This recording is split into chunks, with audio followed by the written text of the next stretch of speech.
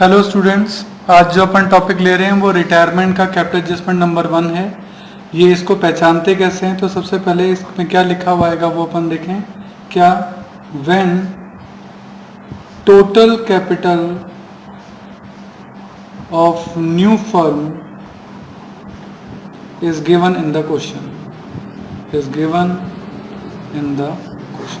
जब क्वेश्चन में total capital जो है वो गिवन हो तो फिर आपको इस तरीके से करना होता है। इसमें आप क्या करते हैं, देखिए इसमें क्या होगा, टोटल कैपिटल आपको क्वेश्चन में गिवन होगी, तो जो टोटल कैपिटल जो कि क्वेश्चन में गिवन होगी उस टोटल कैपिटल को न्यू रेशो के अंदर,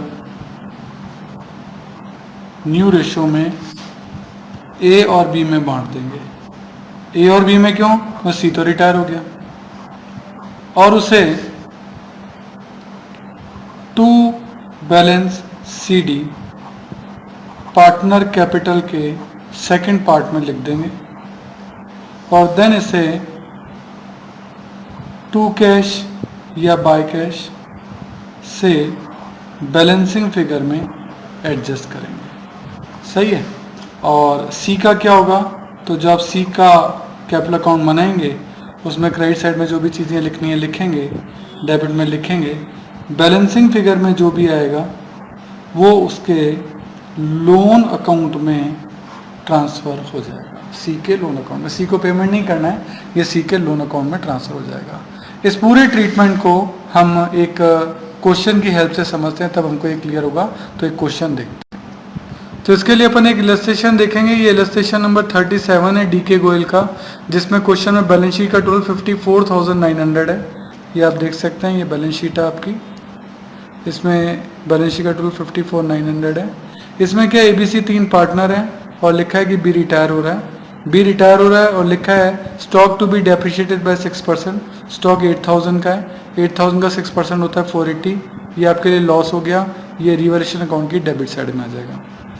that the provision for doubtful debt is be brought up to 5% debtor. कहता है जो डेटर पे प्रोविजन है वो 5% तक आना चाहिए, तो 5,000 का 5% होता है 250। इसका मतलब ये हुआ कि प्रोविजन 250 होना चाहिए और है कितना 100, तो इसका मतलब 150 का प्रोविजन आपको और बनाना पड़ेगा, और ये बात रिवैल्यूएशन अकाउंट की डेबिट साइड में आएगी। और the land and building be appreciated by 20%। Land and building आपको देखिए 25,000 का 20% होता है 5,000, एप्रिशिएट हो गया, आपके लिए फ़ायदा है। ये बात रिवैल्यूएशन अकाउंट की क्रेडिट साइड में आएगी। That provision of 770 be made in respect of outstanding legal expenses. Provision बनाना है कि इतने खर्चे आपको लीगल के लिए पे करने पड़ सकते हैं, दैट्स वाई ये आपके लिए नुकसान हो गया, आपकी लायबिलिटी बढ़ गई। ये बात रिवैल्यूएशन अकाउंट की डेबिट साइड में आएगी। Investment are brought down to 8,500। Investment assets में देखिए 11,500 है। कहता है अब इसका वैल्यूएशन 8,500 हो गया, इसका मतलब वैल्यूएशन कम हो गया, एसेट्स कम हो गई, ये आपके लिए नुकसान है 3,000 का, दैट्स वाई ये बात रिवैल्यूएशन अकाउंट की डेबिट साइड में आएगी।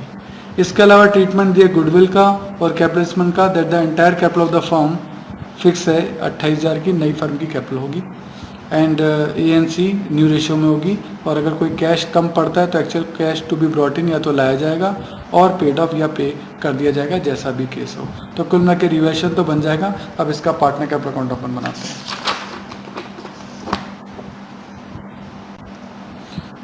तो देखिए अब अपन इसका कैपिटल अकाउंट बना रहे हैं। ABC 3 पार्टनर है और उसमें B जो है वो रिटायर हो रहा है, उससे मैंने टिक लगा लिया। सबसे पहले नॉर्मल क्वेश्चन की तरीके से इसको चलना है। सबसे पहले कैपिटल अकाउंट का balance by balance BD। Liabilities में देखिए कैपिटल कितनी कितनी दे रखी है, 18,000 A की, 13,500 B की और 9,000 C की। ये कैपिटल्स आपको दे रखी है। अभी आपने रिवैल्यूएशन प्रिपेयर किया था, रिवैल्यूएशन से प्रॉफिट निकला, वो रिवैल्यूएशन का प्रॉफिट भी ओल्ड रेशो में आपका बढ़ जाएगा।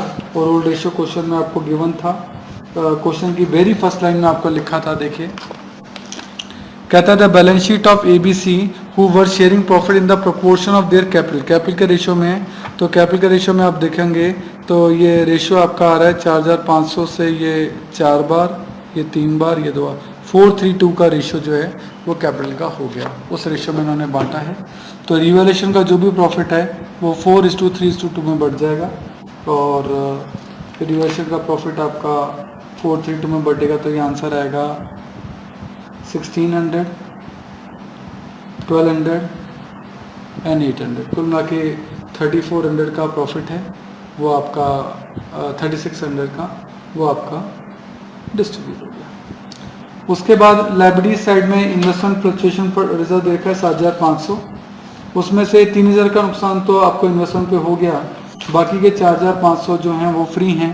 वो 4500 आप इन्वेस्टमेंट फ्लक्चुएशन फंड में बांट सकते हैं, वो पार्टनर कैपिटल में बढ़ जाएगा, और वही ओल्ड रेशो में 2000, 1500 एंड 1000। तो ध्यान देना, यहाँ इन्वेस्टमेंट फ्लक्चुएशन फंड ने पहले नुकसान लिया इन्वेस्टमेंट का, इसका मतलब इन्वेस्टमेंट जो है वो रिवैल्यूएशन अकाउंट में नहीं आएंगे, और वो नुकसान हमने इन्वेस्टमेंट फ्लक्चुएशन फंड से पूरा कर लिया।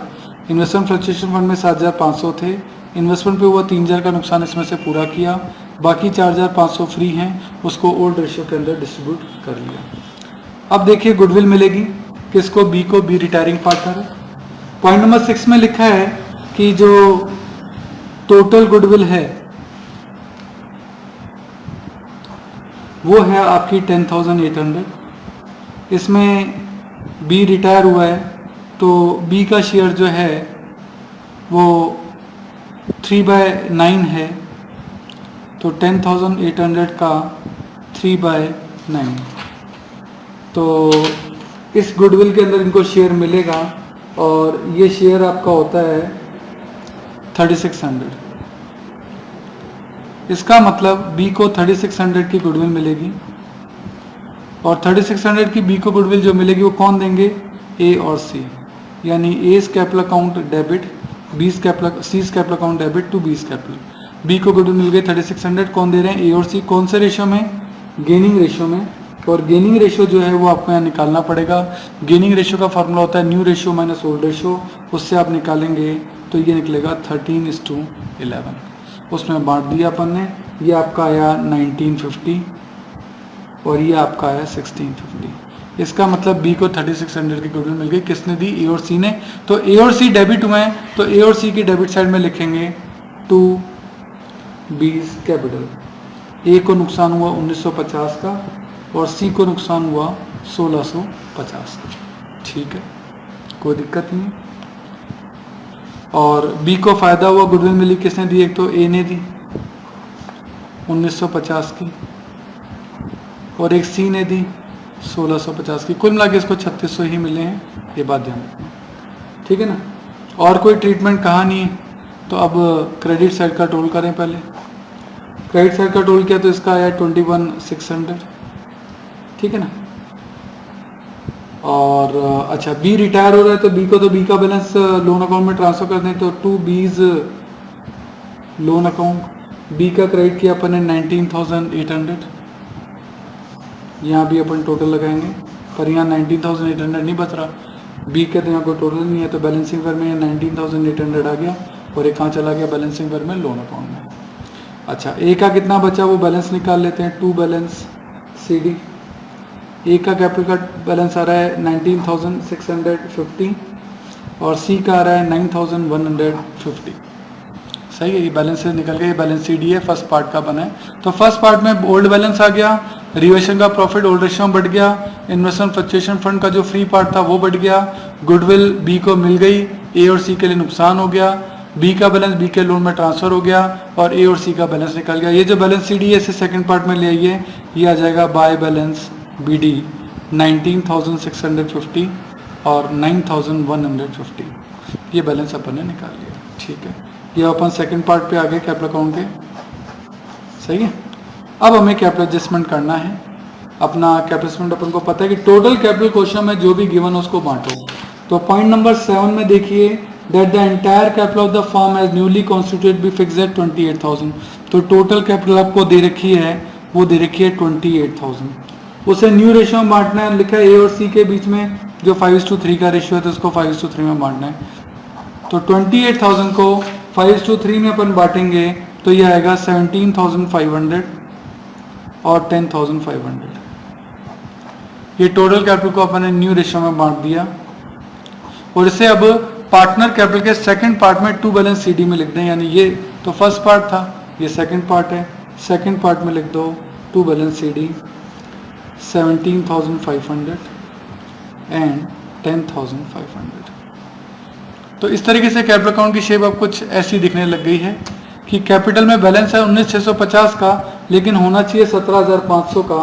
दैट्स वाई ए जो है अपनी कैपिटल से कुछ पैसा टू बैंक करके विड्रॉन कर देगा 2150। इससे दोनों साइड का टोटल कितना हो गया 19,650 हो गया। बी में तो बैलेंस कुछ नहीं है। ए का बैलेंस, सी का बैलेंस 9150 है, होना चाहिए 10,500। इसका मतलब इसको कुछ पैसा लाना पड़ेगा, तो ये बाय बैंक करके पैसा लाएगा। यहाँ का टोटल 10,500 है, तो यहाँ का भी 10,500 होना चाहिए। तो 1,350 रुपये कम पड़ रहे हैं, तो बैलेंसिंग फिगर में ये सी 1,350 रुपये लेकर आएगा। इस तरीके से अब इनकी कैपिटल जो है वो 17,500 और 10,500 हो चुकी है, जो कि न्यू रेशियो के अंदर है। पैसा कम या ज़्यादा पड़ा तो ए और सी ला रहे हैं या ले जा रहे हैं, और बी को जो बी का बैलेंस है उसको अपन ने लोन अकाउंट में ट्रांसफ़र कर दिया। इस तरीके से ये कैपिटल एडजस्टमेंट आपका जो है वो कंडक्ट किया जाएगा। ओके, तो इस तरह के क्वेश्चन आप और करें, 2-3 क्वेश्चन लिख के करेंगे तो आपको सारे स्टेप्स याद हो जाएंगे। Okay, thank you.